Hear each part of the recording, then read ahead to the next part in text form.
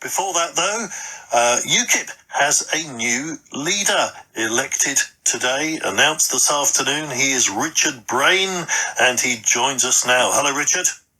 Hello, Clive. Thank you very much for having me on. Well done on your win. Thank you very much. Quite a substantial margin. Why do you think that was? Why have you won? Well, I think there's several reasons, but it was a very good contest, and the other candidates were excellent, and I get on with them well. And UKIP is actually one of the most united parties because we all agree so thoroughly about Brexit and finally actually getting out of the European Union. Are you that united? Why isn't Gerard Batten carrying on as leader then? Well, as you may know, he was stopped from standing by the NEC, which is an elected body in the party, and they have the power to do that. Well, that's not very united, is it? Well, I don't know about that. They had various stopped reasons. The last leader from becoming leader again. Well, they had various reasons for making that decision. And what were they? Well, they've actually given several reasons, but Gerard, don't forget, said that he would become interim leader of the party for a year, and he did a great job. He took the membership from 80,000 up to about very nearly 30,000. He's very popular. He was a very popular leader, but not popular enough to carry on. Well, he's 66, so I think that he's put 27 years. He didn't want to retire, though. He did, actually. Really? He wasn't allowed to stand. He didn't say I'm standing down.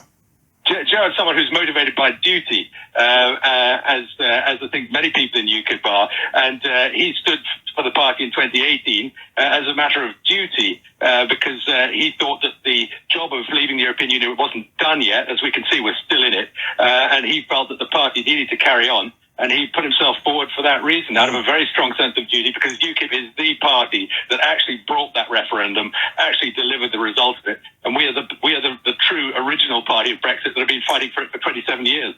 But clearly, people were worried about the direction in which Gerard Batten was taking the party, more to the far right, with involving Tommy Robinson and so on. Is that a direction you're going to follow? Well, I don't think that Tommy Robinson is involved. He can't join the party because of the party's rules. He's never been a member of the party.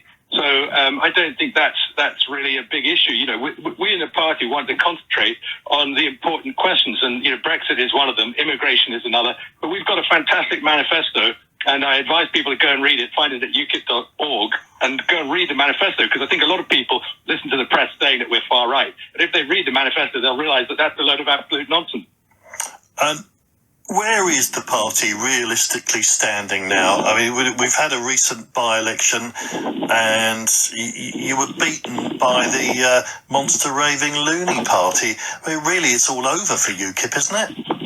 Well, I don't think it is. UKIP, don't forget, bumbled along on 1% or 2% of the vote for many years before, in 2010, starting to get some real traction. And then actually, in 2013, doing very well in locals and bringing about this wonderful referendum that has lit up British politics. In fact, internationally, it's had a tremendous influence. So UKIP's been enormously successful, and that can happen again. So Brecon is a constituency where we've never really done very well. And if you look at the results back before 2015, you'll see that that result was nothing unusual. So I don't think it signifies very much. And I think that UKIP can start to gain vote share again in the future by concentrating on our manifesto and our policies. And if people are allowed to hear about our policies instead of the press just saying, "Oh, you're far right," which is just a sort of slur, really. It doesn't mean anything at all anymore. So I think if people are allowed to, I think people will start voting for us again. And especially if Brexit isn't delivered, people will. But also, don't forget that if Brexit is delivered, the Brexit Party will, in some ways, become obsolete. But one thing that's for sure is that the people who want us to remain in the EU will then start to campaign to take us back in. And UKIP will still be there fighting for British independence, campaigning for British independence, and making sure that the fantastic referendum result of 2016 is actually honoured by our disgraceful establishment that's trying to stop it happening. But isn't that what the Brexit Party are doing? And effectively, they've replaced you, haven't they? Well, I don't know about replacing us. They don't have a manifesto of, a broad range of policies as we have, and they don't have a 27-year track record of fighting for Brexit. They don't have members who can vote for candidates or for their leader. So the Brexit Party is really the fiefdom of one man who decides who the candidates are. But they're more popular than UKIP. Well, for the time being they are, but I don't think that that will necessarily continue. I think that will change with time. These things can't go. Don't forget that UKIP had a pretty meteoric rise in 2010 to 2015, and I think that could easily happen again because people know what UKIP stands for, because we are the party that told the truth about membership of the European Union and actually said the unsayable things. Which is what we do. We talk about the things that the other parties don't dare to talk about.